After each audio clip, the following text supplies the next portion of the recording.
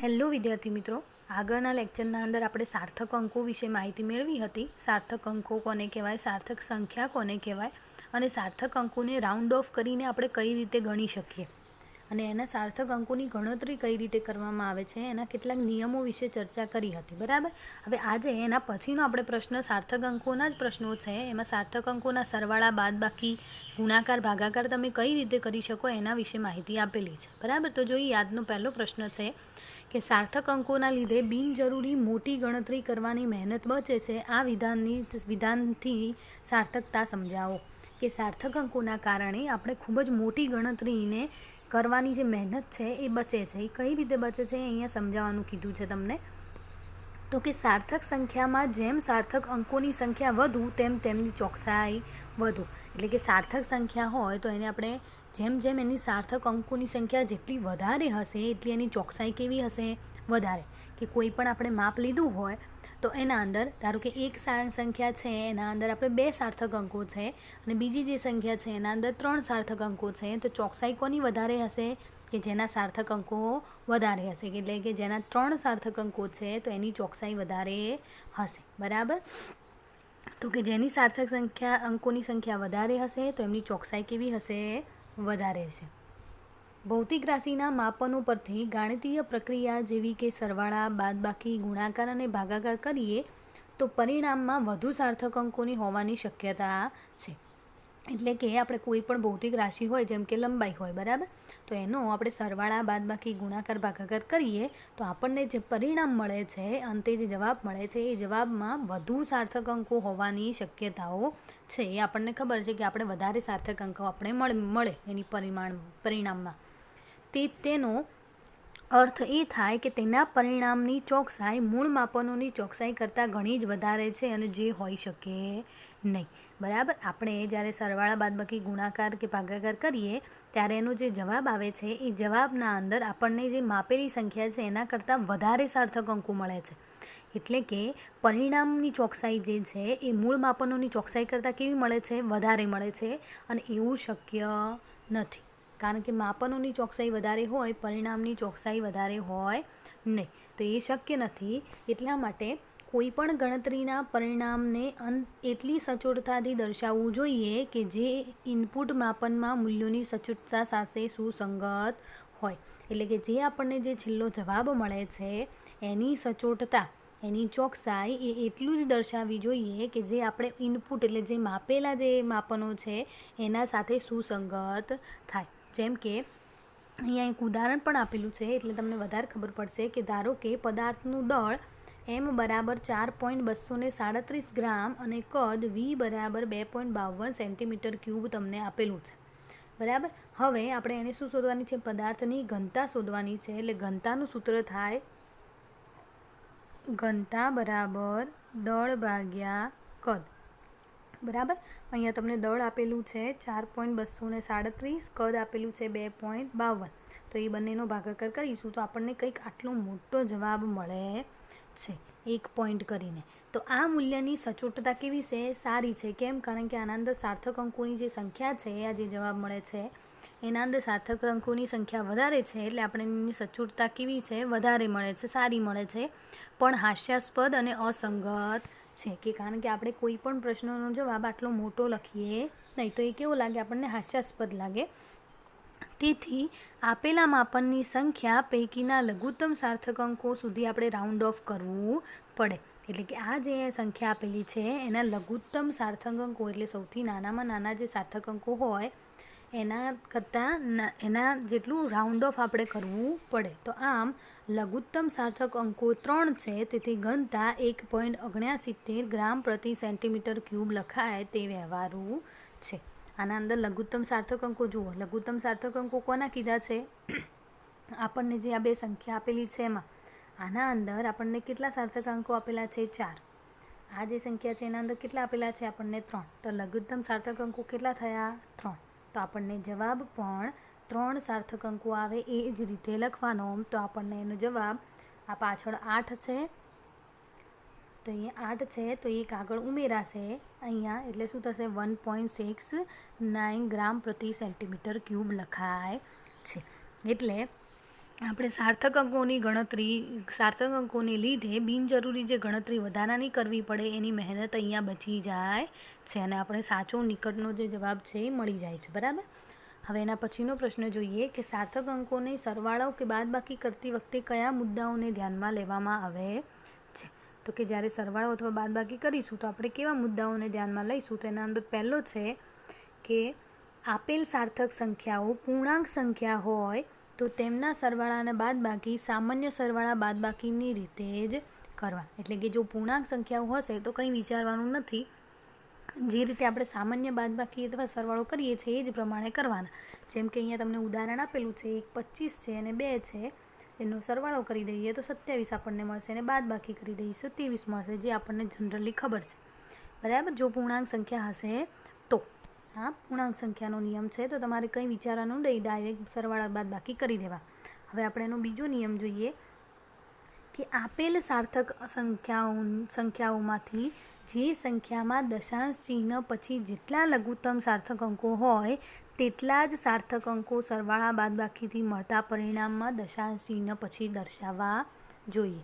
હવે આના અંદર શું કીધું છે કે તમને સરવાળા બાદબાકી કરવા માટે 2 અથવા તો 3 સંખ્યાઓ આપેલી હશે, તો એના અંદર જે સંખ્યાના અંદર દશાંશ ચિહ્ન પછી લઘુત્તમ સાર્થક અંકો હોય, એટલે આપણને 3 પરિણામ આપેલા હોય અને એ 3 પરિમાણના અંદર દશાંશ ચિહ્ન જે પોઈન્ટ હોય એ પોઈન્ટ પછી લઘુત્તમ સાર્થક અંકો જેટલા હોય તેટલા જ સાર્થક અંકો સરવાળા બાદબાકીમાં મળતા પરિણામમાં દશાંશ ચિહ્ન પછી હોવા જોઈએ. જો અહીંયા ઉદાહરણ આપીને આપણે સમજાવીએ, અહીંયા તમને 3 કિંમતો આપેલી છે, 436.32, 227.2 અને 0.301.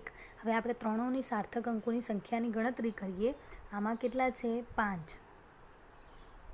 બીજાના અંદર કેટલા છે? 4.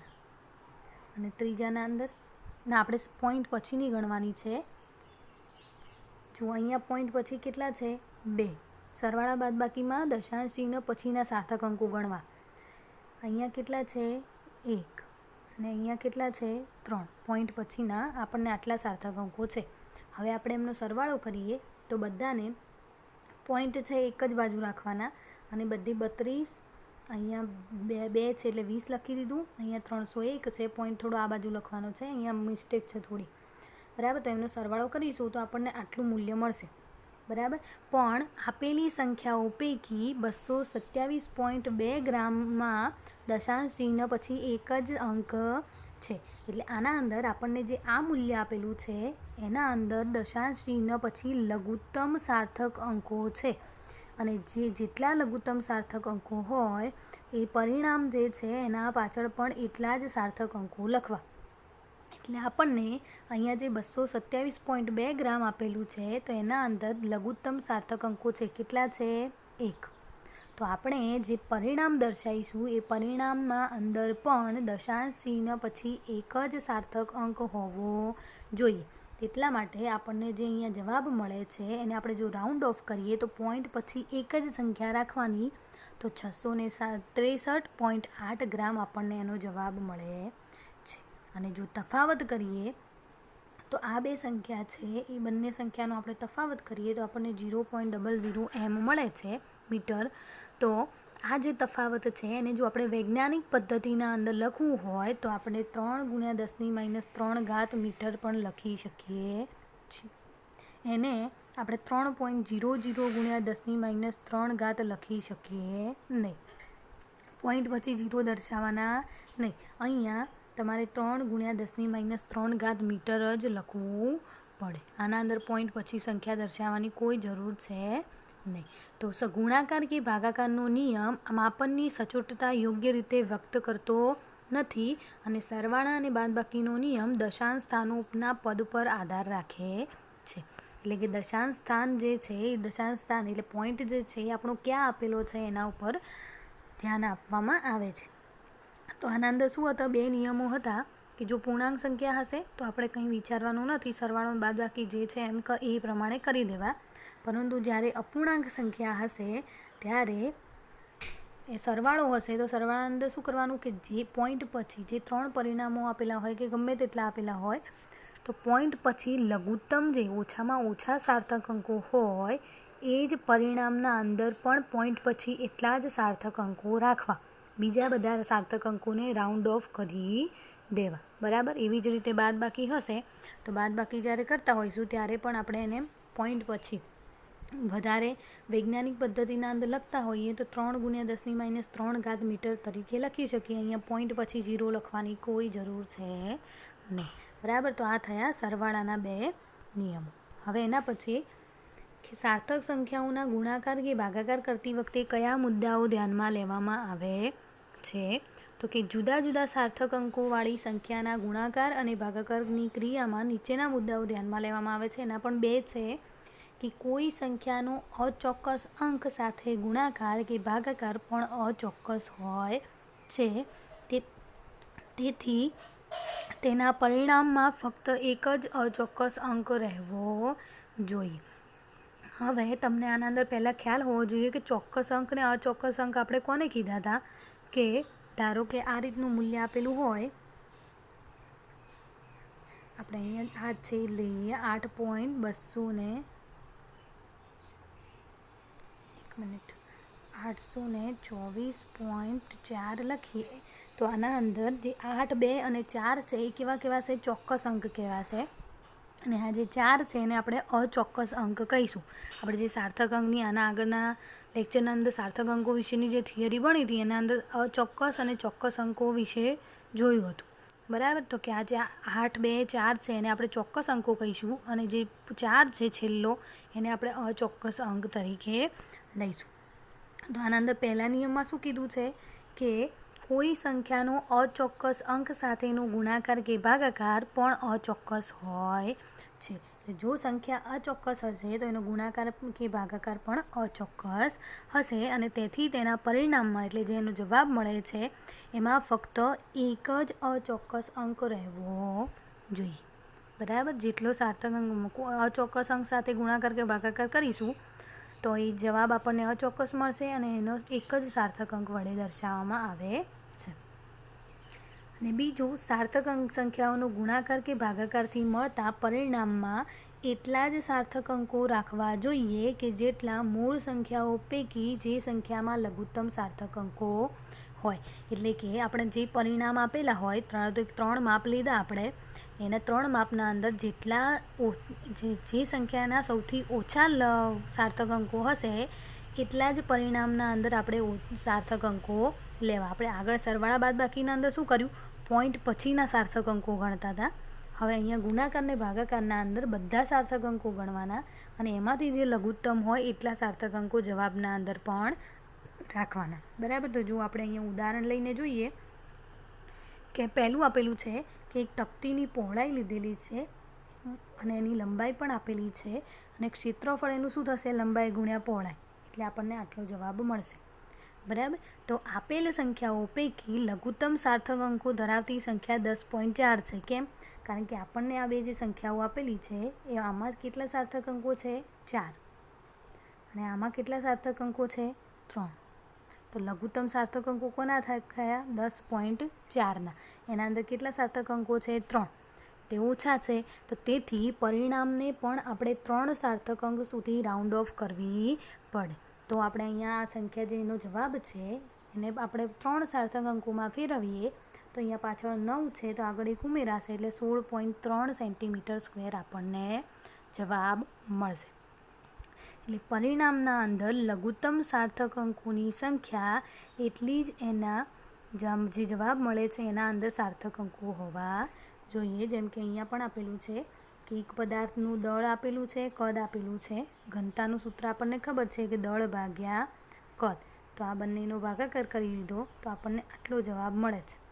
અને આપેલ સંખ્યાઓ પૈકી આપણને જે બે સંખ્યાઓ અહીંયા આપેલી છે, જુઓ અહીંયા 8.254 છે તો એના અંદર સાર્થક અંકો કેટલા છે? 4. અને 2.68 છે એમાં સાર્થક અંકો કેટલા છે? 3.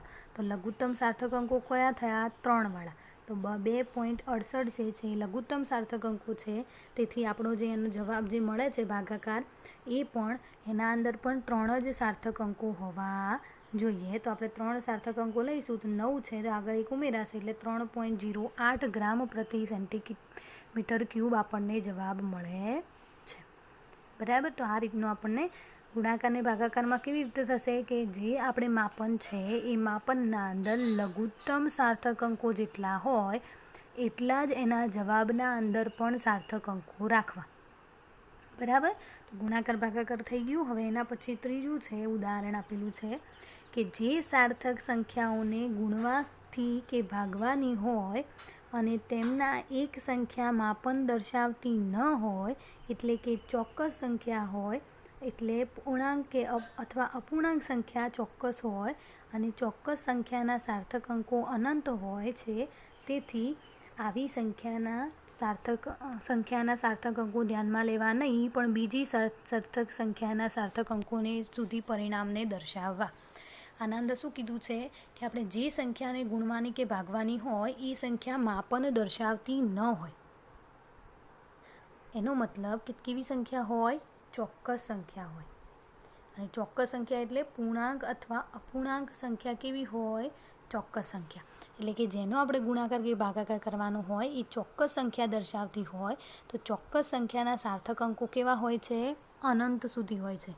જેમ કે તમે કોઈ પણ કોઈ આ લખતા હોઈએ તો તમને ધારો કે એનો જવાબ 3 આ રીતનો મળે 3.33333 છેક સુધી આ રીતે મળશે. તો આ જે જવાબ મળે છે એના અંદર આપણે સાર્થક અંકો કેવા મળે છે? આપણને અનંત સુધી મળશે. કારણ કે એવો પણ અમુક વાર જવાબ હોય કે એનો આપણને 3.33333 છેક સુધી મળે તો એના સાર્થક અંકો કેવા થઈ જાય? આપણને અહીંયા અનંત મળે છે. તો અહીંયા પણ શું કીધું છે કે એ ચોક્કસ સંખ્યાના સાર્થક અંકો કેવા હશે? અનંત હશે. અને જો આવી સંખ્યા તમને મળતી હોય તો એ સંખ્યા છોડીને એના સિવાયની કોઈ બીજી સંખ્યા હોય તો એના સાર્થક અંકોને ધ્યાનમાં લેવામાં આવે છે. બરાબર. તો આ પોઈન્ટના અંદર એ જ કહેવામાં આવ્યું છે કે જો તમને આ રીતની મોટી સાર્થક અંકોવાળી સંખ્યા જો માપનના અંદર આવે તો તમારે એ સંખ્યા છોડીને કોઈ બીજી જો માપનની સંખ્યા હોય તો એના સાર્થક અંકોને ધ્યાનમાં લઈ અને એનું જવાબ એટલે પરિણામ દર્શાવવામાં આવે છે. હવે એના પછી છે કે જો સૂત્રના અંદર કોઈ અચળાંકો આવતા હોય, અચળાંકો જેવા કે પાઈ છે, એપ્સાઇલન 0 છે, મ્યુ 0 છે, ઈટા, આ બધા જે છે આ બધાના મૂલ્યો કેવા હોય? ફિક્સ હોય. બરાબર. અને આ બધા જ મૂલ્યો જે એટલે સૂત્રમાં જો અચળાંક કહેવાય અમને તો જો અચળાંકો આવતા હોય તો તેમનું મૂલ્ય આપેલ સાર્થક અંક કરતાં એક અંક વધુ રાખો અને છેલ્લે પરિણામને આપેલા સાર્થક અંકો સુધી રાઉન્ડ ઓફ કરવા. એટલે કે જો આપણને આ રીતના અચળાંકો જો સૂત્રના અંદર આવતા હોય તો આ સૂત્રના જે આપણને ખબર હોય કે પાઈની કિંમત કેટલી હોય, અહીંયા જો આપેલું છે તમને કે પાઈનું મૂલ્ય 3 આ રીતે છેક સુધી આપણને મળે. બરાબર. 3.14 જનરલી આપણે લઈએ છીએ પણ એનું મૂલ્ય બહુ મોટું હોય તો એને આપણે જે આપેલી ભૌતિક રાશિના માપનની સંખ્યામાં સાર્થક અંકો મર્યાદિત હોય છે. તેથી આપણે એને જરૂરિયાત પ્રમાણે એનું પાઈનું મૂલ્ય લેવામાં આવે. જેમ કે આપણે એને 3.14 લઈ શકીએ, 3.142 લઈ શકીએ, 3.14 ને 16 લઈ શકીએ. આ બધા મૂલ્યો લઈ આપણે એનો ગુણાકાર કે ભાગાકાર કરી શકીએ છીએ. એટલે ચોથો શું નિયમ હતો કે જો સૂત્રના અંદર કોઈ અચળાંકો આવતા હોય તો એ અચળાંકોનું જે મૂલ્ય છે એના અંદર એક અક્ષર વધારે રાખીને એના સાર્થક અંકો ગણી અને એને છેલ્લે સુધી રાઉન્ડ ઓફ કરવામાં આવે છે. બરાબર. તો આ થયો એનો ચોથો નિયમ થયો. તો અહીંયા આપણને કેટલા ટોટલ નિયમો મળ્યા ગુણાકાર અને ભાગાકાર માટેના? કે જો અચોક્કસ ગુણાકાર ભાગાકાર અચોક્કસ અંકનો કરવાનો હોય તો એ પણ આપણને જવાબ પણ અચોક્કસ અંક મળે છે. અને સરવાળા બાદબાકીના અંદર આપણે પોઈન્ટ પછીના લઘુત્તમ સાર્થક અંકો ગણતા હતા, જ્યારે ગુણાકાર ભાગાકારના અંદર આપણે કુલ સાર્થક અંકો ગણી અને એમાંથી નાનામાં નાનું હોય એ પ્રમાણેનું પરિણામ દર્શાવવામાં આવે છે. આ જે પોઈન્ટ છે ખાસ યાદ રાખજો કે સરવાળા બાદબાકીના અંદર આપણે પોઈન્ટ પછીના જે સાર્થક અંકો ગણતા હતા અને એમાંથી જે ઓછામાં ઓછું હોય એ જવાબના અંદર પણ સાર્થક અંક લખતા હતા. બરાબર. પોઈન્ટ પછી એટલે સરવાળા બાદબાકીના અંદર દર્શાન ચિહ્ન જે પોઈન્ટ છે એને ખાસ ધ્યાનમાં રાખવામાં આવે છે. અને જ્યારે ગુણાકાર ભાગાકાર હોય તો આપણે એના કુલ સાર્થક અંકો ગણી અને એમાં જે લઘુત્તમ સાર્થક અંકો હોય એના પ્રમાણે આપણે એને જવાબના અંદર રાઉન્ડ ઓફ કરવાનો હોય છે, બરાબર. તો એના અંદર જુઓ તમને ઉદાહરણ અહીંયા 2 લીધા, આપણે એ જોયા કે ગુણાકારના અંદર કઈ રીતે સાર્થક અંક અને ભાગાકારના અંદર કઈ રીતે ગણીએ. પછી જો કોઈ અનંત સાર્થક અંકો હશે તો આપણે એ પરિણામને છોડી અને કોઈ બીજી સાર્થક અંકોની સંખ્યા વડે પરિમાણને દર્શાવી દેવાનું. અને ચોથું હતું કે જો કોઈ અચળાંક આવતો હોય તો એ અચળાંકને 1 કરતાં વધારે અંક રાખવાનો અને છેલ્લે પરિણામને સાર્થક અંકો સુધી રાઉન્ડ ઓફ કરી દેવાના. એટલે પાઈનું જે મૂલ્ય છે એ આપણે આ 3 પ્રકારે લઈ શકીએ છીએ, બરાબર. તો આ થયા ગુણાકાર અને ભાગાકારના. હવે અહીંયા એક આપેલું છે તમને કે આપેલ રાશિની ગાણિતિક ગણતરીમાં અનિશ્ચિતતાની અથવા ત્રુટિ નક્કી કરવાના નિયમો ઉદાહરણ દ્વારા સમજાવો. કે કોઈ રાશિ તમને આપેલી હોય અને એની ગણતરીમાં અનિશ્ચિતતા અથવા ત્રુટિ નક્કી કરવાના નિયમો ઉદાહરણ દ્વારા સમજાવો. કે એની અનિશ્ચિતતા એના માપના અંદર કેટલી છે અથવા તો ત્રુટિ કેટલી છે એની નક્કી કરવાના નિયમો ઉદાહરણ દ્વારા સમજાવવાના છે આપણે. તો અહીંયા ધારો કે એક લંબાઈ લઈ લઈએ, રાશિ કઈ લીધી છે? લંબાઈ. કે એક પાતળી લંબચોરસ તકતીની લંબાઈ એ 16.2 સેન્ટીમીટર છે અને પહોળાઈ 10.1 સેન્ટીમીટર છે. અને આ જે મીટર પટ્ટી વડે આપણે માપ લીધા અને આ મીટર પટ્ટીનું લઘુત્તમ માપ 0.1 સેન્ટીમીટર હોય એ જે તમને ખબર હશે. આપણે જે લઘુત્તમ માપનું આગળ ભણ્યા હતા બધાની વર્નિયર સ્કેલની, માઇક્રોમીટર સ્ક્રૂની, મીટર પટ્ટીની બધાની લઘુત્તમ માપ આપણે ગણ્યું હતું. તો અહીંયા મીટર પટ્ટીનું લઘુત્તમ માપ કેટલું થશે? 0.1 સેન્ટીમીટર. અને તેથી માપનમાં નિરપેક્ષ ત્રુટિ આપણને આપેલી છે 0.1 સેન્ટીમીટર. કે એનું લઘુત્તમ માપ જેટલું છે એટલી જ આપણને નિરપેક્ષ ત્રુટિ આપેલી છે, બરાબર. તો હવે આપણે જો લંબાઈ અને આપણને ખબર છે કે જ્યારે ત્રુટિ દર્શાવવાની હોય તે ત્રુટિને જે રાશિનું માપન કરેલું હોય એ માપનના અંદર ઉમેરીને લખવામાં આવે છે. તો અહીંયા લંબાઈનું માપન કેટલું હતું? 16.2 અને આપણે ત્રુટિ એના અંદર ઉમેરવી પડશે તો અહીંયા પ્લસ ઓર માઇનસ 0.1. એવી રીતે પહોળાઈ લઈશું તો પહોળાઈ કેટલી હતી? 10.1 અને 0.1 છે એ આપણી નિરપેક્ષ ત્રુટિ છે. કારણ કે જે ત્રુટિ છે એ ત્રુટિને આપેલા પરિણામ સાથે દર્શાવવામાં આવે છે. એવું આપણે ત્રુટિવાળી જે થિયરી હતી એના અંદર આપણે જોયું, બરાબર. હવે અહીંયા આપણે ક્ષેત્રફળ લેવાનું છે. તો ક્ષેત્રફળ એટલે તો તમને ખબર છે લંબાઈ ગુણ્યા પહોળાઈ, બરાબર. તો બંનેનો ગુણાકાર કરી દઈએ. લંબાઈ કેટલી છે? 16.2 અને પહોળાઈ 10.1 તો આપણને 163.62 સેન્ટીમીટર સ્ક્વેર આપણને મળે. હવે આ તો શું કર્યું આપણે? એનું જે માપન હતી એની ગણતરી કરીએ અહીંયા સુધી, બરાબર. પરંતુ આપણે એની પ્રતિશત ત્રુટિની પણ ગણતરી કરવી પડશે. તો અહીંયા પ્રતિશત ત્રુટિ ગણવા માટે તમારે આ સૂત્ર જે છે એ યાદ રાખવાનું કે A = L/B, બરાબર. અહીંયા આપણે પ્રતિશત ત્રુટિ લેવાની છે. તો આપણે ત્રુટિઓના પ્રકાર ભણ્યા હતા આગળ, પ્રતિશત ત્રુટિ, સાપેક્ષ ત્રુટિ, નિરપેક્ષ ત્રુટિ, એ પ્રકારની જે ત્રુટિઓ છે એ આપણે આગળ ભણ્યા હતા. તો અહીંયા આપણે એની પ્રતિશત ત્રુટિ લઈશું અને પ્રતિશત ત્રુટિ એટલે શું થશે? સાપેક્ષ ત્રુટિ ગુણ્યા 100. તો આપણને પર્સન્ટેજના અંદર મળશે. અને સાપેક્ષ ત્રુટિ કેવી રીતે મળશે? તો નિરપેક્ષ ત્રુટિ અને એનું કુલ પરિણામ, તો એ બંનેનો ભાગાકાર કરીશું તો આપણને એની સાપેક્ષ ત્રુટિ મળશે. ઉપર છે ડેલ્ટા વડે આપેલા છે એની નિરપેક્ષ ત્રુટિઓ આપેલી છે અને આ જે છે એના માપનો આપેલા છે અને ગુણ્યા 100 કરીશું તો આપણને એની પ્રતિશત ત્રુટિ મળશે. તો આ સૂત્ર લખવા માટે તમારે આ સૂત્ર ક્ષેત્રફળનું યાદ રાખવું પડશે. A = L/B. તો અહીંયા શું કરીશું? એની નિરપેક્ષ ત્રુટિ એટલે ડેલ્ટા A ભાગ્યાનું માપન એટલે A ગુણ્યા 100. એવી રીતે Lનું ડેલ્ટા L ભાગ્યા L ગુણ્યા 100. એવી રીતે B માટે ડેલ્ટા B ભાગ્યા B ગુણ્યા 100. આપણને સૂત્ર મળી ગયું અને બંને વચ્ચે શું કરવાનો? સરવાળો કરવાનો રહેશે. હવે આ તો આપણને એનું મૂલ્ય તો આપણે જોયું હતું આગળ. એનું મૂલ્ય આપણે કેટલું મળ્યું હતું? 163.62. તો અહીંયા લખી દો ડેલ્ટા L એટલે Lમાં પ્રતિશત ત્રુટિ કેટલી હતી? 0.1 અને Lનું મૂલ્ય કેટલું હતું? 16.2. જો અહીંયા આપેલું છે. આ જે ત્રુટિ છે તો ત્રુટિ આપણને આપેલી છે ડેલ્ટા Lની 0.1 અને એનું માપન 16.2.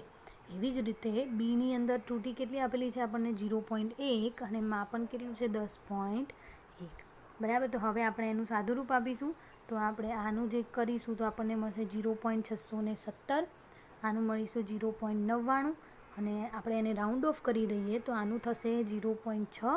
બે પાછળના સાર્થક અંકો કાઢી લીધા છે અને અહીંયા 0.99 છે તો 0.99ને આપણે 1 લખી શકીએ, બરાબર. અને આ બંનેનો સરવાળો કરીશું તો આપણને 1.6% મળશે. હવે અહીંયા આપણે શોધવાનું શું છે? ક્ષેત્રફળના અંદર પ્રતિશત ત્રુટી. તો આપણે ડેલ્ટા એને શું કરવાના છે? કરતા બનાવવાના છે. જુઓ અહીંયા આપણને અહીંયા શું મૂલ્ય મળ્યું? ડેલ્ટા એ ભાગ્યા 163.62 ગુણ્યા 100 બરાબર કેટલા મળ્યા? 1.6%, બરાબર.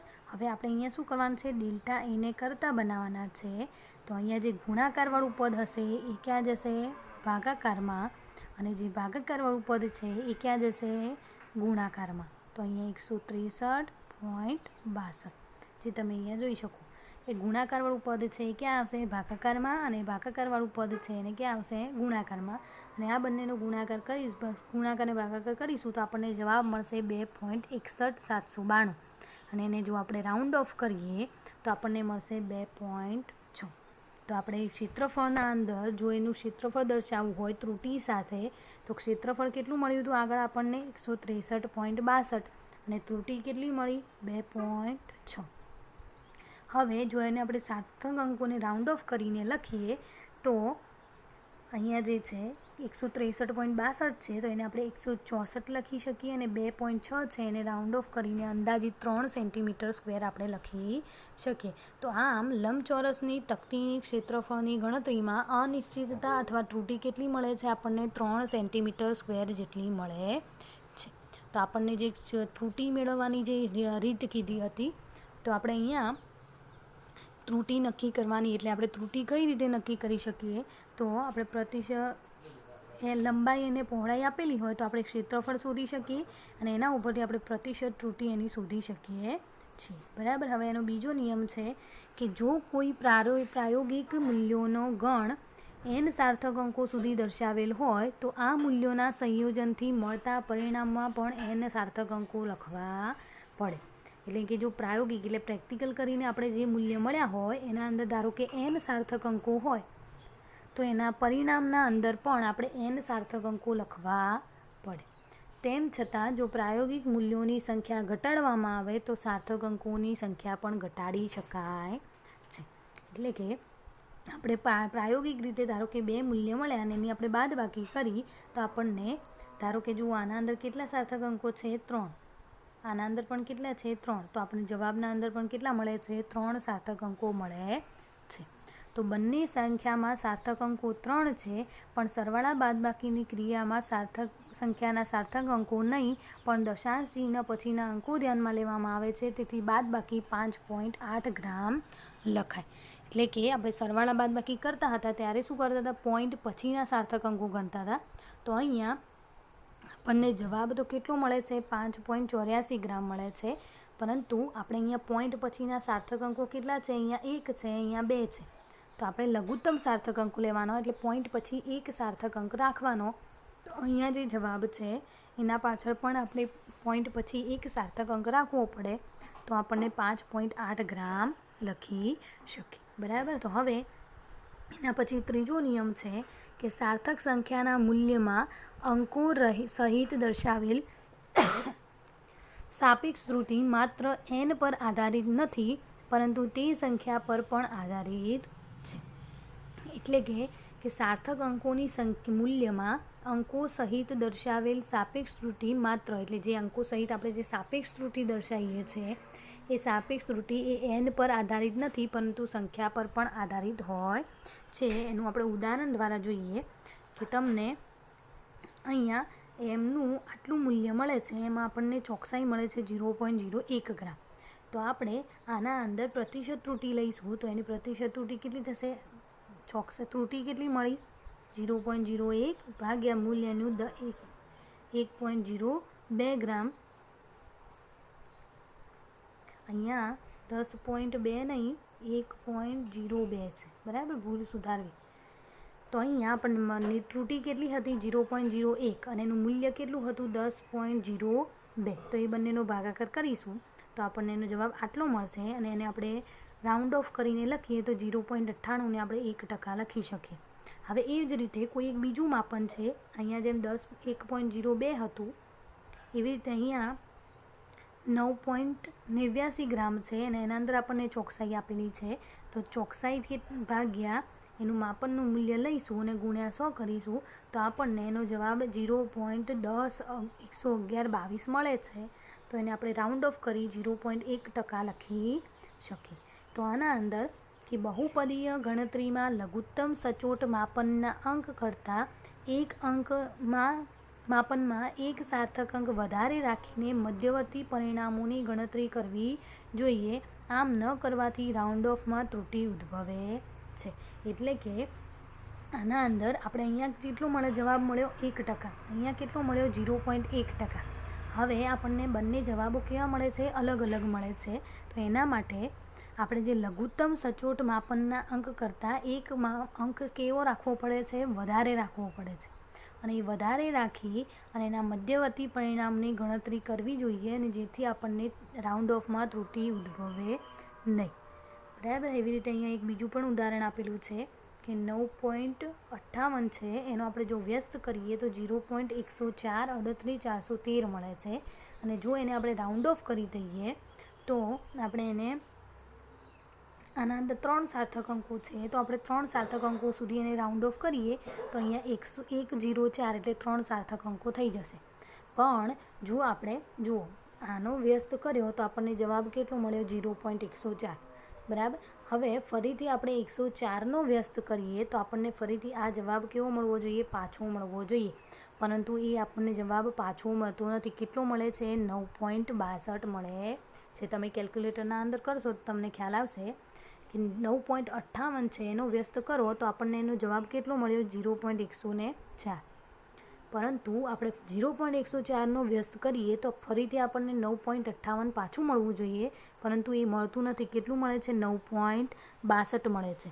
એના માટે અહીંયા આપણે જે લઘુત્તમ સાર્થક અંકો છે એના કરતાં એક વધારે સાર્થક અંક રાખવો પડે. જેમ કે અહીંયા 0.104 લીધું છે એની જગ્યાએ આપણે 1 4 વધારી દઈએ અને 0.1044 લઈએ અને જો આનો વ્યસ્ત લઈશું તો આપણને 9.58 જવાબ જે છે એ પાછો મળી જાય છે. એટલે આના અંદર આગળ શું કીધું હતું કે આવી જે ગણતરી કરવાની હોય તો એના માટે જે આપણે લઘુત્તમ જે માપ છે એના કરતાં એક અંક કેવો રાખવાનો? વધારે રાખવાનો.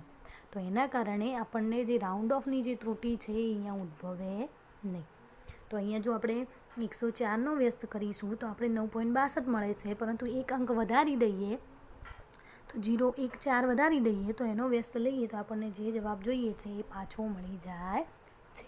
એટલે એક સાર્થક અંક વધારે લખીને ગણતરી કરવામાં આવે છે. એટલે અહીંયા આપેલું છે કે તેથી લઘુત્તમ સચોટ માપનના અંકોની સાપેક્ષે પરિણામમાં એક અંક વધુ રાખવો જોઈએ કે જેથી રાઉન્ડ ઓફ પ્રક્રિયામાં વધારેની ત્રુટિ નિવારી શકાય. એટલે જે અંક જવાબ આવતો હોય, જે સાર્થક અંકો થતા હોય એના કરતાં એક વધારે સાર્થક અંક લખવામાં આવે છે.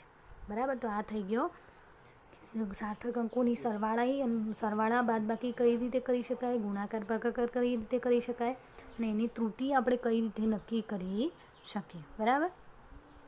જો આ પ્રશ્નો છે શોર્ટ પ્રશ્નો એ તમારે સોલ્વ કરી દેવા. સાર્થક અંકોના રિલેટેડ જ છે. બરાબર. આટલા સુધી રાખીએ અને આ પ્રશ્નો છે એ નોટમાં તમારે સોલ્વ કરી દેવા. એક માસના જે પ્રશ્નો છે એ. બરાબર. ચલો આટલા સુધી આપણે રાખીએ.